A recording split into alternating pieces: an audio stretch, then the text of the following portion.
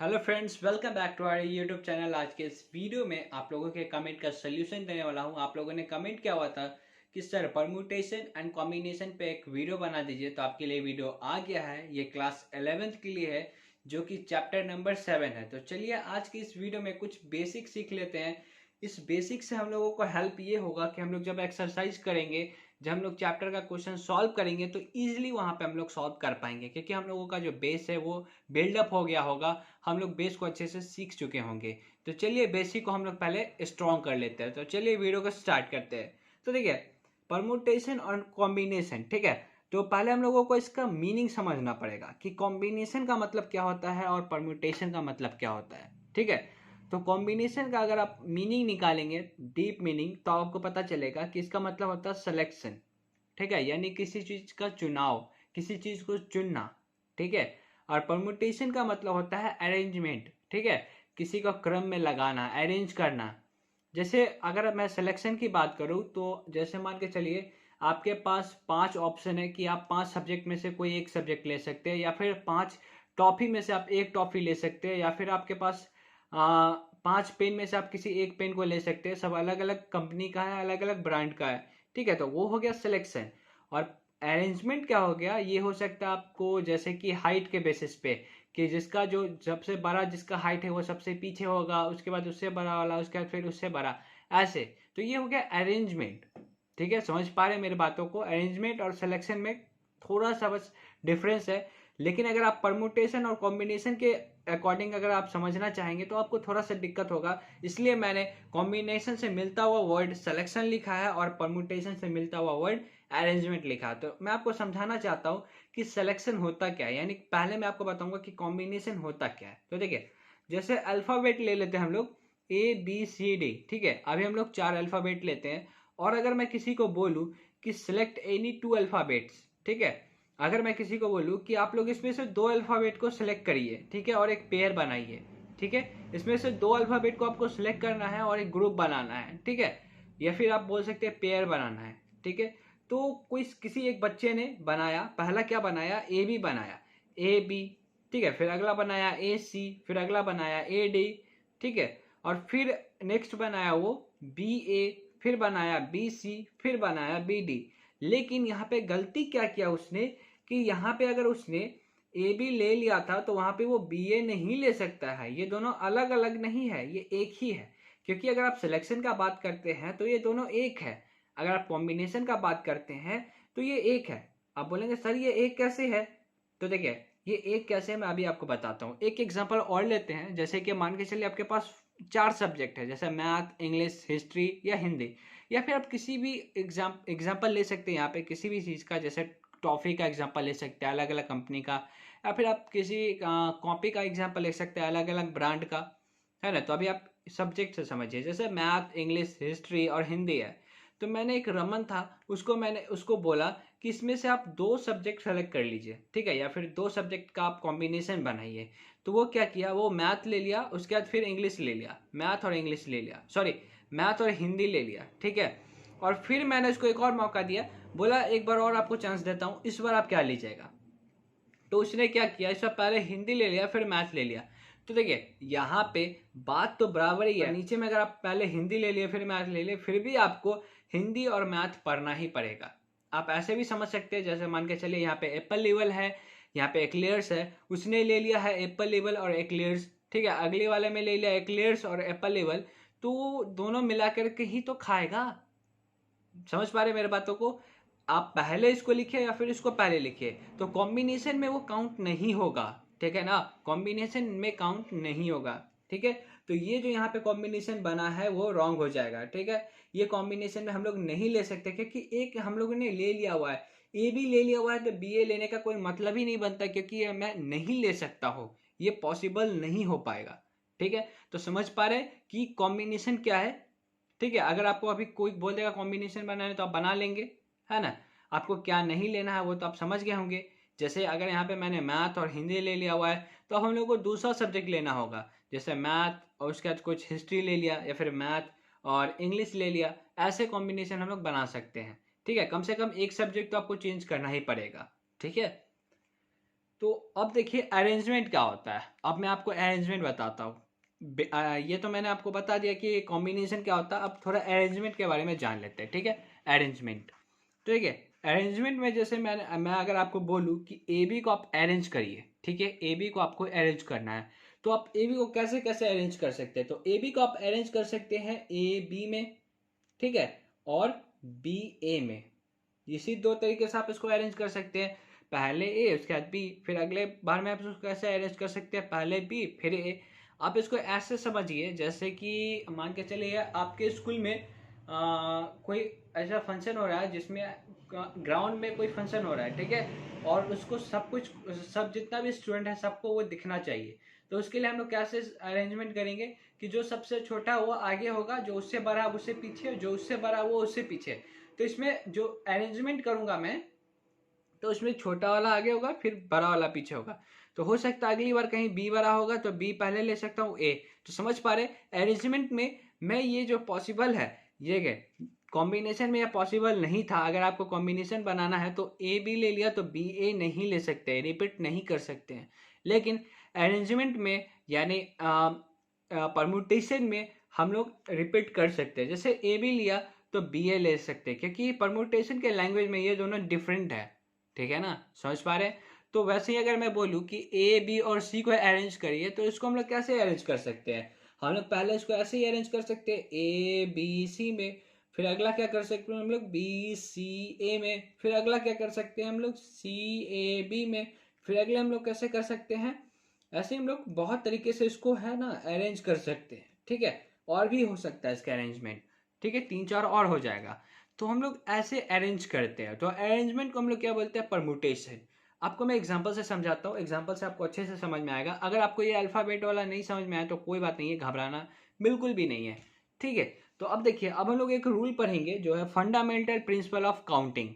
इसका यूज करके हम लोग कुछ सेकंडों में हम लोग इस टाइप के क्वेश्चन को सॉल्व कर सकते हैं, परमुटेशन एंड कॉम्बिनेशन वाले चैप्टर को, ठीक है। तो पहले हम लोग समझ लेते हैं ये होता क्या है, ठीक है।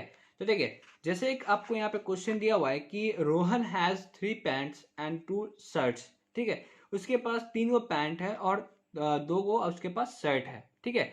2 पीस उसके पास शर्ट है और 3 पीस उसके पास पैंट है। तो अगर आपको बोले कि वो जो रोहन है उस कितने तरीके से इस टाइप के शर्ट और पैंट को वो पहन सकता है, कितने तरीके से, कितना वे होगा उसको पहनने का। तो देखिए, इसको हम लोग कैसे करेंगे, मान के चलिए पहला पैंट जो है वो आपका P1 हो गया। पहला पैंट को हम लोगों ने क्या मान लिया, P1, ठीक है। और अगला पैंट को हम लोगों ने मान लिया P2, ठीक है, समझ पा रहे यहां तक। पहला पैंट को मान लिया P1, दूसरा पैंट को मान लिया हम लोगों ने P2, ठीक है। और अगला जो पैंट होगा उसको हम लोग मान लेंगे P3, ठीक है। कितना हो जाएगा इसका P3। अब आ रहा बात शर्ट का। तो देखिए, एक पैंट के साथ वो दोनों शर्ट पहन सकता है, ठीक है। हो सकता है कि वो शर्ट 1 पहन ले, या फिर हो सकता है वो शर्ट 2 पहन ले, है ना। पहला पैंट के साथ मान के चलिए पहला पैंट वाइट है, वाइट पैंट के साथ वो मान के चलिए पहला शर्ट जो है वो ग्रीन है, दूसरा ब्लू है। तो या तो वो ब्लू पहन सकता है वो, तो या ग्रीन पहन सकता है एक पैंट के साथ, ठीक है। तो पहला पैंट के साथ वो S1 भी पहन सकता है या फिर S2 भी पहन सकता है, ठीक है। पहला सेट भी पहन सकता है, दूसरा सेट भी पहन सकता है। वैसे ही सेम कंडीशन होगा ये पैंट नंबर 2 के साथ। वो S1 सेट भी पहन सकता है और S2 पैंट भी शर्ट पहन सकता है। और थर्ड पैंट के साथ भी सेम कंडीशन होगा, क्या होगा, तो वो शर्ट पहला भी पहन सकता है, शर्ट दूसरा भी पहन सकता है। तो यहाँ पे टोटल वो कितने तरीके से पैंट और शर्ट को पहन सकता है, तो काउंट कर लीजिए। देखिए, यहाँ पे क्या बनेगा आपका, ऊपर में क्या बन जाएगा P1 के साथ S1, ठीक है, ये पहला हो जाएगा। दूसरा आपका क्या बनेगा P1 के साथ S2, ठीक है। और तीसरा क्या बन जाएगा P2 के साथ S1, P2 के साथ S1, फिर P2 के साथ S2, फिर अगला क्या हो जाएगा P3 के साथ S1, फिर क्या हो जाएगा P3 के साथ S2। टोटल देखिए यहाँ पे कितना हो गया, 1 2 3 4 5 6, टोटल तरीका कितना हो गया 6। मतलब वो 6 तरीके से शर्ट और पैंट को अरेंज करके वो पहन सकता है। तो यही हो गया आपका अरेंजमेंट, ठीक है। या फिर आप कह सकते हैं इसको फंडामेंटल प्रिंसिपल ऑफ काउंटिंग, ठीक है। अब देखिए, अगर आपको ऐसा क्वेश्चन और भी दिया होगा, ठीक है, मान के चलिए यहाँ पे 3 पैंट नहीं रहता, 8 पैंट रहता, और यहाँ पे 2 शर्ट नहीं, मान के चलिए 10 शर्ट रहता, तब अगर आप लोगों से एक क्वेश्चन पूछा जाता, तो अगर आप लोग ऐसा फिगर बना बना करके सॉल्व करते तो सोचिए आपको कितना टाइम लगता है ना। तो इसी को मद्देनजर रखते हुए एक मान के चलिए गणितज्ञ हैं, ठीक है, उन्होंने एक प्रिंसिपल दिया जिसका नाम है फंडामेंटल प्रिंसिपल ऑफ काउंटिंग। उसके हेल्प से आप इस टाइप के क्वेश्चन को 2 सेकंड में सॉल्व कर सकते हैं। कैसे? तो देखिए, फंडामेंटल, ठीक है, fundamental principle of counting PFPC, ठीक है, इज इक्वल टू क्या होगा। आप पहले देखिए कि ये जो शर्ट है, ठीक है, सॉरी पैंट जो है वो 3 पैंट है, तो वो 3 तरीके से पैंट को पहन सकता है ना। या तो वो पहला पैंट पहन सकता है, या दूसरा, या फिर तीसरा। तो कितने तरीके से वो टोटल पहन सकता है पैंट को? 3। तो लिख लीजिए यहाँ पे 3 तरीका, ठीक है, N2, यहाँ पे गुना करिएगा, ठीक है। उसके बाद अगला देखिए, अगला जो वो शर्ट है वो कितने तरीके से वो पहन सकता है, या तो पहला शर्ट पहनेगा या तो दूसरा शर्ट पहनेगा। तो यहाँ पे कितना तरीका हो गया? 2। तो हम लोग यहाँ पे क्या लिखते हैं? नंबर ऑफ वेज, ठीक है, नंबर ऑफ क्या लिखते हैं? वेज, मतलब वो कितने तरीके से उस काम को कर सकता है, ठीक है, कितने तरीके से हम उस काम को अरेंज कर सकते हैं, वो है। तो यहाँ पे अगर आप इसको मल्टीप्लाई करेंगे तो कितना हो जाएगा? ये 6। तो देखिए यहाँ पे कितना ईजिली आ गया। देखिए आंसर तो सेम ही है, यहाँ पे भी 6 आया, यहाँ पे भी 6 आया, लेकिन यहाँ पे देखिए हम लोगों को इतना फिगर बनाना पड़ा और इतना काउंट करना पड़ा, लेकिन यहाँ पे बस कुछ सेकंडों में आंसर मिल गया, जो कि किसके हेल्प से आया है? Fundamental principle of counting. तो मैं आज आपको कुछ एग्जाम्पल भी करा दूंगा जिसके हेल्प से आपको जो परम्यूटेशन एंड कॉम्बिनेशन का चैप्टर है वो आपको अच्छे से समझ में आ जाएगा। उसके हेल्प से आप आसानी से इसका जो चैप्टर है 7.1 वो इजीली सॉल्व कर पाएंगे। तो चलिए एग्जाम्पल नंबर 1 पे चलते हैं, ठीक है। तो पहले हम लोग एग्जाम्पल नंबर 1 करेंगे, उससे पहले मैं आपको कुछ एग्जाम्पल और देना चाहता हूँ, जैसे कि स्कूल और बैग वाला, ठीक है, स्कूल बैग के बारे में। जैसे मान के चलिए आपके पास 2 स्कूल बैग है, ठीक है, क्या है पहले आपको देख लेता हूँ, दिख रहा है कि नहीं? हाँ दिख रहा है, ठीक है। आपके पास 2 स्कूल बैग्स है, उसके बाद 3 शूज है, और उसके बाद 2 वॉचेज है, ठीक है, 2 वॉच है आपके पास। और आपसे पूछेगा कि एक बंदा है, ठीक है, या फिर एक स्टूडेंट है, वो इसको कितने तरीके से पहन सकता है? 2 बैग को और 3 शूज को और 2 वॉच को कितने तरीके से वो पहन सकता है, ठीक है, कितने तरीके से? तो अगर आप फंडामेंटल प्रिंसिपल ऑफ काउंटिंग लगाएंगे तो इजीली निकाल पाएंगे। तो देखिए 2 स्कूल बैग है, तो या तो पहला बैग लेगा या तो दूसरा बैग लेगा, है ना। तो यहाँ पे 2 तरीके से बैग को वो ले सकता है। तीसरा क्या है? शूज, तो 3 गो शूज है, ठीक है, 3 पीस ऑफ शूज है। तो यहाँ पे हम लोग क्या कर सकते हैं, वो शूज को 3 तरीके से पहन सकते हैं, या तो पहला पहनेगा या फिर दूसरा या फिर तीसरा। तो यहाँ पे 3 तरीका हो गया। अगला देखिए 2 वॉच है, यानी 2 तरीके से वो पहन सकता है, तो 2। तो सबके बीच में आपको गुना लगाते चलना, ठीक है, 2 गुने 3 गुने 2, तो 3 दूना 6, 6 दूना 12, यानी वो 12 तरीके से स्टेप ये सब जो आइटम है उसको वो पहन सकता है, ठीक है। तो कितना इजीली निकल गया। अगर आप फिगर से निकालना चाहेंगे तो भी आपको आंसर जो है वो 12 ही आएगा। कैसे? तो देखिए मान के चलिए पहला बैग है, ये B1 मान लिया मैंने, और ये मान के चलिए ये दूसरा बैग है, ये हो गया आपका B2। तो ये पहला बैग के साथ वो 3 शूज पहन सकता है, ठीक है, कितना? 3 शूज। मान के चलिए S1 S2 और S3।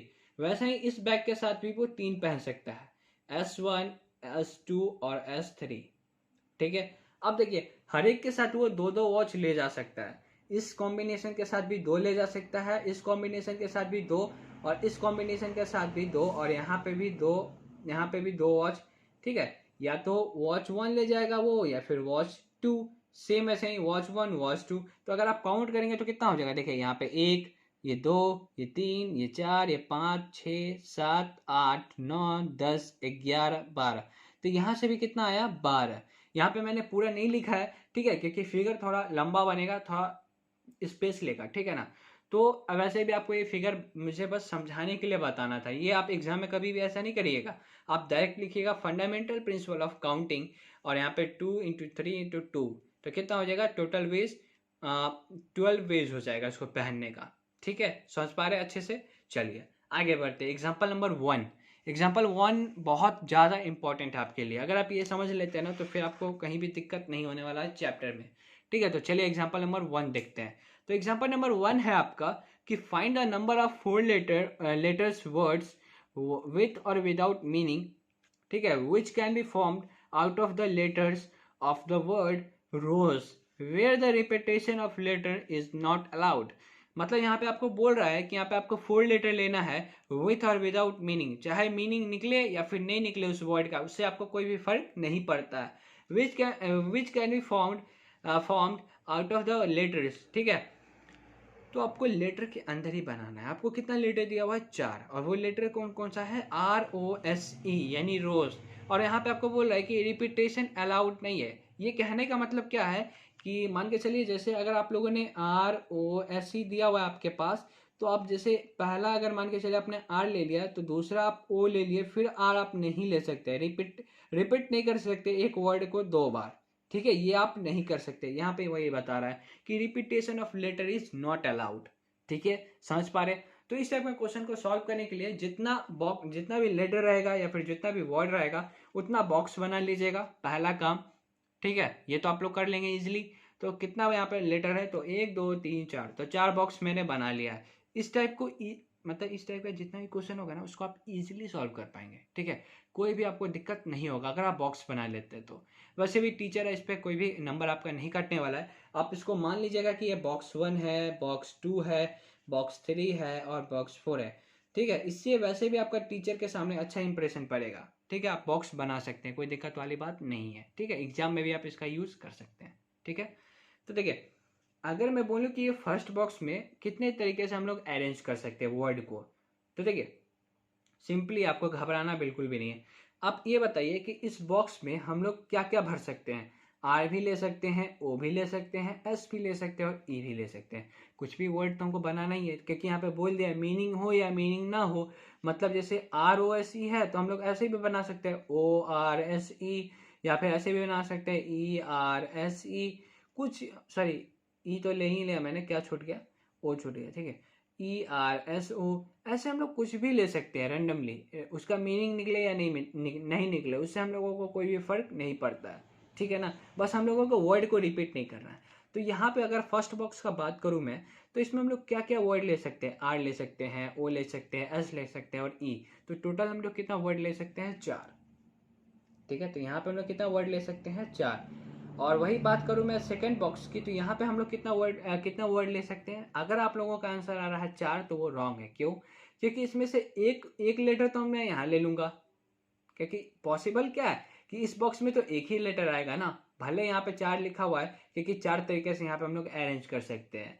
उसके बाद अगर हम लोगों ने यहाँ पे मान के चलिए इसमें से R ले लिया हुआ है, मान के चलिए R नहीं तो O ही ले लिया हुआ है, या फिर इसमें से कोई भी वर्ड एक ले लिया हुआ है, तो अब बचेगा कितना? 3 ही वर्ड, और वर्ड को रिपीट नहीं करना है, इसलिए हम लोग 4 का 4 यहाँ पे नहीं भर सकते। तो इस वाले बॉक्स में कितना भर सकते हैं? 3। तो इस वाले बॉक्स में अगर हम लोग 3 भर सकते हैं तो फिर इसके अगले वाले में कितना? 2 भर सकते हैं। क्यों? क्योंकि यहाँ पे एक और वर्ड आ गया होगा इसमें से, ठीक है, इसलिए बोल रहा हूँ मैं। तो एक वर्ड यहाँ पे आ गया, फिर एक वर्ड यहाँ पे आ गया, तो बचा कितना वर्ड आपका? अब एक वर्ड बचा है, ठीक है। तो ऐसे होगा, समझ पा रहे? क्योंकि देखिए अगर मान के चलिए ROSE है और आपके पास 4 बॉक्स है, ये मान के चलिए ये आपका 4 बॉक्स है। अगर मान के चलिए आपने O ले लिया है, मान के चलिए यहाँ पे आपने O ले लिया इस चारों में से, तो आप अगले वाले में O तो नहीं ले सकते, फिर ना तो इसमें O ले सकते ना तो इसमें O ले सकते, तो एक O तो आपका खत्म हो गया, ठीक है। तो अब बचा कितना? 1 2 3, यानी दूसरे वाले बॉक्स में कितना वर्ड आ सकता है? 3 वर्ड ले सकते हैं, इस तीनों में से कुछ भी। तो ऐसे करते हैं, ठीक है, समझ पा रहे? अब हम लोग यहाँ पे क्या लगा देंगे? फंडामेंटल प्रिंसिपल ऑफ काउंटिंग, यानी FPC, ठीक है। तो क्या हो जाएगा? सबको इसको मल्टीप्लाई कर दीजिए आप, कितना हो जाएगा? 4 × 3 × 2 × 1, तो 4 × 12, 12 दूना 24, यानी इसको हम लोग 24 तरीके से अरेंज कर सकते हैं, ठीक है। अगर आप चाहें तो इसको चेक भी कर सकते हैं, 24 तरीके से ये अरेंज हो जाएगा, ठीक है। आप लिख करके भी ऐसे चेक कर सकते हैं कि ROSE पहला हुआ तो आप O को पहले ले लेते हैं, तो ORSE, अगर आप ऐसे करके चेक करेंगे फिर भी 24 आएगा ही आएगा, ठीक है। समझ पा रहे? अच्छे से समझ पा रहे हैं? तो एग्जाम्पल नंबर 1 आपका यही था, ठीक है। आई होप कि आप लोगों को एग्जाम्पल नंबर 1 जो है वो अच्छे से समझ में आ गया होगा। एक चीज़ मैं आपको यहाँ पे और बता देता हूँ, जिससे आपका जो कॉन्सेप्ट है वो और ज़्यादा स्ट्रांग हो जाएगा। क्या? अगर यहाँ पे मान के चलिए ये नहीं लिखा रहता नॉट, अगर ये नॉट नहीं लिखा रहता तब क्या होता है? थोड़ा दिमाग में सोचिए। अगर यहाँ पे लिखा रहता है कि रिपीटेशन अलाउड है, ठीक है, आप एक वर्ड को कितना बार भी रिपीट कर सकते हैं, तब क्या होता, तब इसका आंसर क्या होता, आप बता सकते हैं? तब भी इतना ही आंसर होता या नहीं होता, या फिर इससे कम होता या ज़्यादा होता? तो मैं बताऊं इसका आंसर क्या होगा, इससे बहुत ज़्यादा होता। क्यों? क्योंकि देखिए इस बॉक्स में भी हम लोग 4 वर्ड अरेंज कर सकते थे, और इस बॉक्स में भी 4, इस बॉक्स में भी 4, इस बॉक्स में भी 4 अरेंज कर सकते थे। तो 4 इंटू 4 इंटू 4 इंटू 4, सोचिए कितना होगा, है ना, कितना ज़्यादा हो जाएगा। समझ पा रहे हैं क्यों? क्योंकि इसमें हम लोग वर्ड जो है वो रिपीट कर सकते हैं। क्या कर सकते हैं? रिपीट कर सकते हैं। मैं भी आपको समझाता हूँ, रिपीट हम लोग वर्ड को कर सकते हैं। मान के चलिए आपका ROSE वर्ड है, रोज है, ठीक है, तो हम लोग इसमें वर्ड को रिपीट कर सकते हैं, यानी हम लोग ऐसे भी बना सकते हैं RR, ठीक है, SE, रिपीट कर सकते हैं। तो इसका मतलब क्या है कि अगर आप, मैं यहाँ पे 4 बॉक्स बनाऊँ, ठीक है, 4 बॉक्स में अगर मैं बनाऊँ, तो आप रोज का ही लेंगे, ठीक है, रोज का अगर आप बनाएंगे तो फर्स्ट वाला बॉक्स में आप कितने तरीके से अरेंज कर सकते हैं इस वर्ड में से, तो 4, 1 2 3 4, 4 वर्ड आ सकते हैं, है ना। और रिपीटेशन अलाउड है तो अगले वाले बॉक्स में भी 4 ले सकते हैं, क्योंकि रिपीटेशन अलाउड है, रिपीट कर सकते हैं एक वर्ड को कितना बार भी। तो यहाँ पे भी कितना आ जाएगा, 4, यहाँ पे भी 4 और यहाँ पे भी 4।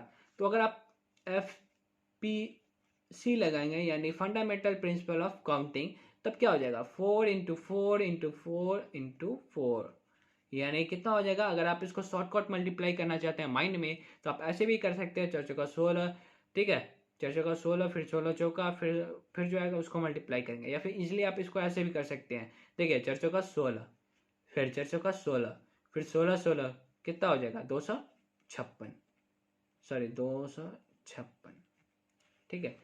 यही आपका क्या हो जाएगा, आंसर। मतलब हम लोग इसको 256 तरीके से अरेंज कर सकते हैं। आप एक फर्क समझ पा रहे हैं कि एक नॉट कितना बड़ा यहाँ पर रोल प्ले कर रहा है। अगर नॉट है तब 24 होगा, अगर नॉट नहीं है तो अब 256 होगा। देख रहे डिफरेंस कितना आ रहा है। क्वेश्चन को अगर चाहेगा तो वो थोड़ा सा मूव कर देगा।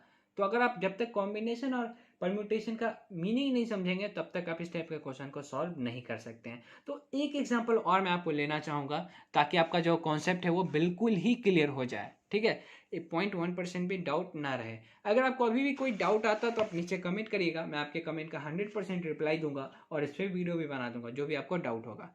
अब देखिए एग्जाम्पल नंबर 2, जो कि काफ़ी ज़्यादा इंपॉर्टेंट क्वेश्चन माना जाता है। देखिए क्वेश्चन क्या है कि given 4 flags of different colours, how many different signals can be generated if a single signal requires the use of 2 flags one below the other। मान के चलिए ऐसा बोल रहा है कि एक फ्लैग ऊपर होना चाहिए और एक फ्लैग नीचे होना चाहिए, ये तो समझ में आ रहा है, फ्लैग ऐसा होना चाहिए। और बोल रहा है कि आपके पास 4 कलर है, टोटल कितना है, 4 डिफरेंट कलर, सब अलग अलग 4 कलर है आपके पास। तो मान लीजिए ब्लू है, रेड है, ग्रीन है, ऑरेंज है, ठीक है। उसके बाद फिर क्या बोला है कि how many different signals can be generated, मतलब कितना सिग्नल हम लोग बना सकते हैं if a signal requires the use of 2 flags one below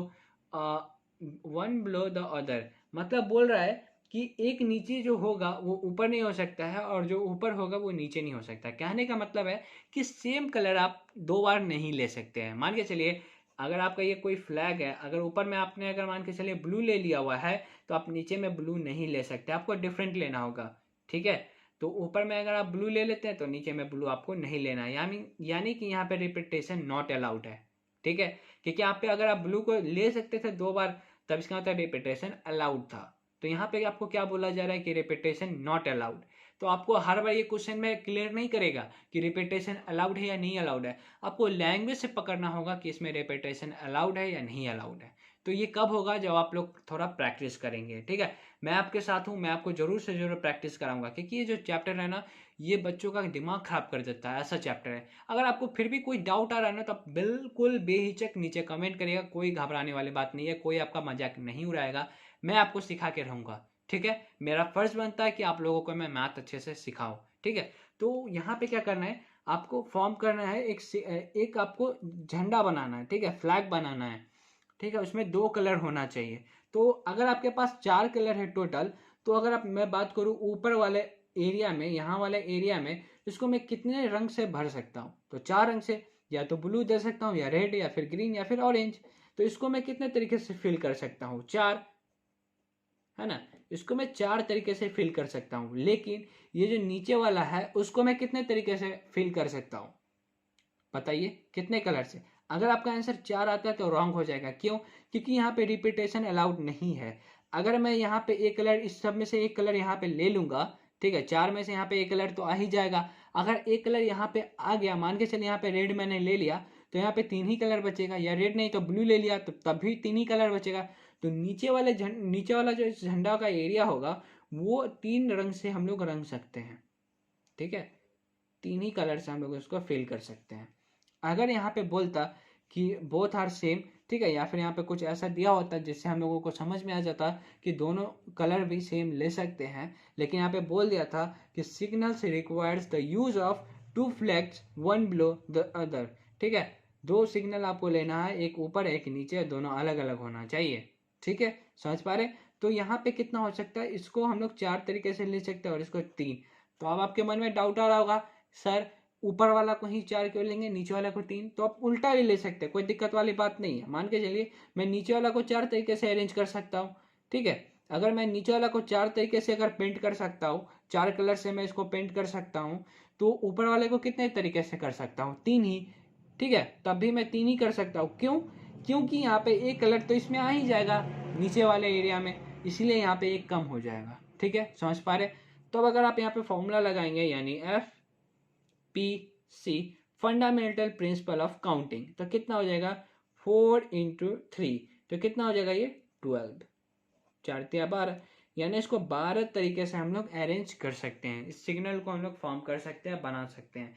तो आई होप आप लोगों को गाइस अच्छा लगा होगा ये वीडियो। अगर अच्छा लगा है तो प्लीज़ लाइक कर दे, कमेंट कर दे और शेयर कर दे अपने दोस्तों के साथ, और सब्सक्राइब करके बेल आइकन को प्रेस कर दे ताकि मेरी नई वीडियो की नोटिफिकेशन आपको बिल्कुल टाइम पे मिल जाए। तो मिलते हैं नेक्स्ट वीडियो में, तब तक के लिए अपना ध्यान रखिए। जय हिंद, जय भारत।